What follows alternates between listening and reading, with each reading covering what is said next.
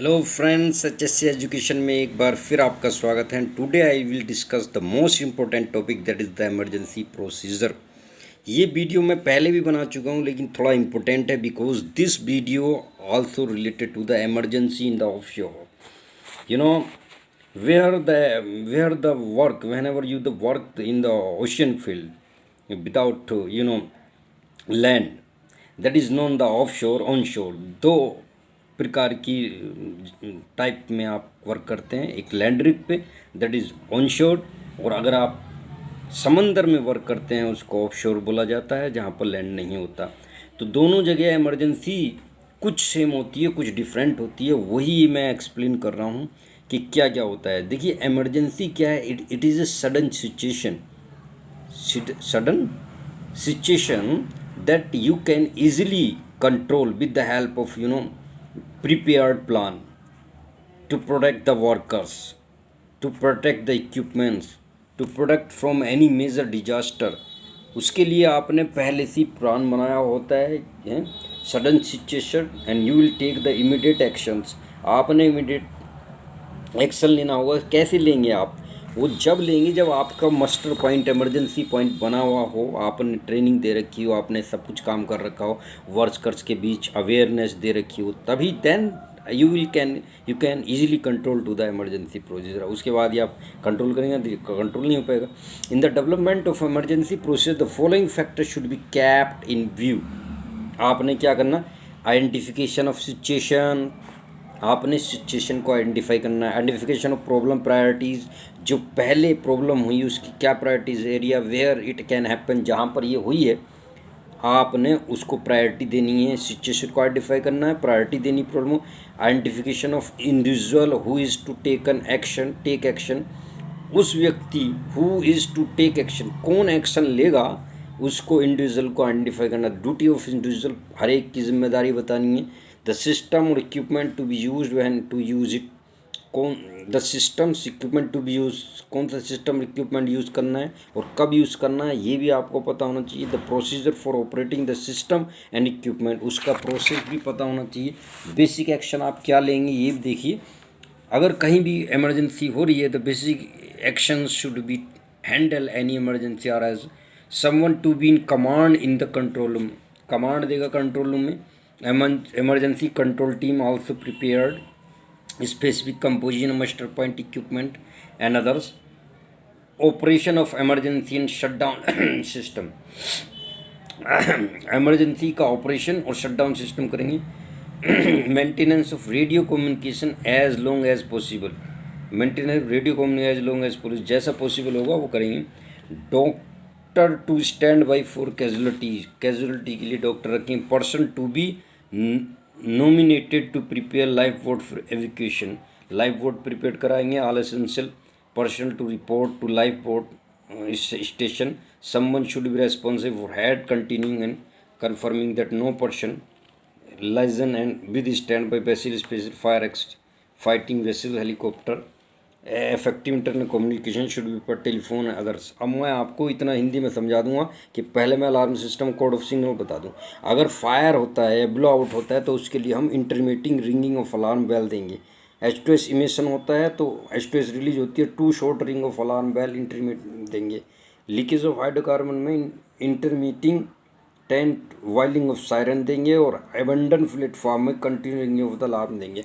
Abandon का मतलब होता है किसी चीज़ को छोड़ देना। जब रिग पे काम करते हैं आप, ऑफशोर समंदर में आप काम करते हैं, तो अगर बहुत ज़्यादा ख़तरा होता है तो जो कैप्टन होता है he will give the continuous ringing of the alarm and says that abandon ship, all the crew members, abandon ship, abandon ship, abandon ship. So you will take immediate actions and immediately wear the life jacket and jump in the water। आपने जहाँ भी safe area water में jump करना है, या water में jump करके जो बोट लगी होती है, लाइफ बोट लगी होती है, लाइफ जैकेट पहन लिया आपने और लाइफ बोट लगी हुई है, आपने उसके थ्रू आपने आपको एस्केप करना है। तो कैसे एस्केप करेंगे, मैं थोड़ा सा इसी से हट के बात बता देता हूँ। देखिए क्या होता है कि जब आप समंदर में ड्रिलिंग करते हैं, समंदर में वर्क करते हैं, तो कुछ भी हो सकता है, और वहाँ पर कई 100 किलोमीटर तक पानी होता है। आप कैसे अपने आप को एस्केप करेंगे? तो एक तो आपके पास ना लाइफ जैकेट होती है। लाइफ जैकेट आपने पहन ली, वो आपको डूबने नहीं देगी। आपने पानी में कूद जाना है, आपने बोट में रहना, पहले तो बोट में रहना है। बोट के थ्रू जो लाइफ बोट लगी होती है चारों साइड में, and also the helicopter stand by on the platform. जो प्लेटफॉर्म बना होता है वहाँ पर ONGC का, वहाँ पर इवन देन हेलीकॉप्टर भी स्टैंड बाई होता है। लेकिन वो कितने आदमियों को एक समय में ले जा पाएगा? सबको नहीं ले जा पाएगा। और मान लिया इमरजेंसी होगी कि अब आपकी जो रिग है वो डूबने वाली है, ऐसे मान के चलिए, कुछ भी फायर हो गया बड़ा, तो उड़ेंगे ही लोग। साइड में जो बोट्स लगी हैं उनके थ्रू भी अपने आप को एस्केप करेंगे। कैसे? लाइफ जैकेट पहनेंगे और बोट के थ्रू वो निकलेंगे और सारे अबेंडन शिप को छोड़ देंगे। बहुत रिस्की काम होता है और ये बिल्कुल आर्मी की तरह होता है जैसे नेवी होती है, और इसमें क्विकली एक्शन लेना पड़ता है। अगर आपने 1-2 मिनट भी इधर उधर को घूमे आप और गर्दन हिलाई, आपकी मौत निश्चित हो जाएगी इसमें, ये समझ लेना आपको। ये इतना ही, इसमें इतना फास्ट ब्रेन चाहिए कि आपने तुरंत एक्शन लेना है। जैसे ही एबंडन शिप का रिंगिंग अलार्म हुआ, आपने तुरंत लाइफ जैकेट पहन के, जैसे ही कमांड देगा आपका जो भी कैप्टन होगा उसके अकॉर्डिंग काम करते हैं। लेकिन उस वक्त सब अपनी अपनी जान बचाते, तो इतने कोई वो फॉलो नहीं करता है।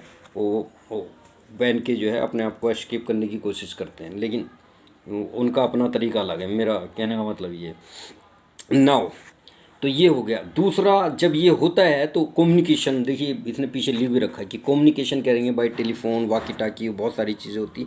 तो अब तो टेलीफोन एडवांस हो गए, पहले ऐसा नहीं था। तो उससे क्या होता है, अब जो हो रहा है वो जो आर्मी टाइप के हेलीकॉप्टर्स है, immediately come on the rig sides and he will rescue to the persons. उनके पास पूरा लिफ्टिंग बेल्ट होता है, पूरा नीचे को, आपने वीर ज़ारा फिल्म देखी होगी कि वो नीचे को डालते हैं उसमें। तो सिर्फ वो तो एक ही को पकड़ के वो कर रहा है, उसमें पूरा वो बोट जो टाइप का होता है वो पूरा हैंग कर लेते हैं। वो उनका वो स्पेशल टाइप का बास्केट टाइप का होता है, उसमें 10-15-20 आदमी एक साथ वो लिफ्ट कर सकते हैं। लेकिन वो according to the helicopter capacity कि कितने लोगों को वो लिफ्ट कर सकता है एक बार में, और उनको बस जल्दी जल्दी रिक्स से हटा के और वो सेफ जगह पे पहुंचाना होता है, उसका यही काम होता है। अगर कई सारे लगा दिए जाएँ तो ज़्यादा, लेकिन इतनी जल्दी नहीं आ पाया मान लिया हेलीकॉप्टर, तो कैसे करेंगे? तब तक आपने लाइफ जैकेट पहन के पानी में जाना है, बोट जहाँ लगी हुई हैं, और बोट भी बहुत कम होती हैं, 8-10 से ज़्यादा नहीं होती। तो क्या करना है, आपने पूरी लाइफ जैकेट पहन के, पूरी ट्रेनिंग होती है, मतलब कितने घंटे रह सकता है वो, बस उस वक्त आपका भगवान ही या जिसे जो मानता है वही मालिक है। कई सौ किलोमीटर तक पानी है, कहाँ तक आप तैरेंगे उस वक्त? बस सिर्फ आपने आपको शांत करिए। तैरने की ट्रेनिंग भी होती है, पूरा होता है, लेकिन वो ठंडा इतना पानी होता है कि आपकी 1 घंटे में ही बॉडी आपकी सुन्न होने लगती है। और बहुत सारी वो है, और उसमें बहुत सारे हैज़ार्ड आल्सो प्रेजेंट देयर। आपको आपका ब्लड जमने लगता है, ज़्यादा ठंड हो जाएगी तो फिर ज़्यादा मुर्शी। आपने एक फिल्म वो टाइटैनिक भी देखी होगी कि वो धीरे धीरे करके आपको बेहोशी आने लगती है। आप बहुत ज़्यादा दूर तक नहीं, कोशिश ये कीजिए कि अगर कोई किनारा आपको मिल जाए या किनारे पे कोई ऐसा बैम्बू टाइप मिल जाए, कोई ऐसा कोई कपड़ा, ऐसा कोई मटेरियल मिल जाए, या आपके पास एक चीज़ और होती, लाइफ जैकेट के साथ साथ आपके पास चारों तरफ तैरने के लिए ये समझ लीजिए एक टाइप का बैलून टाइप का वो पूरा होता है, और उस पे वो लेट के बहुत दूर तक जा सकता है। तो उसमें कोशिश ये कीजिए अगर आपको किनारा मिल जाए कहीं भी, तो उससे आप एस्केप हो सकते हैं। तब तक वो रिस्क्यू करने की कोशिश करते हैं कि अगर आसपास ही लोग हैं तो आर्मी आती है, नेवी आती है, और वो आप लोगों को रिस्क्यू करती है।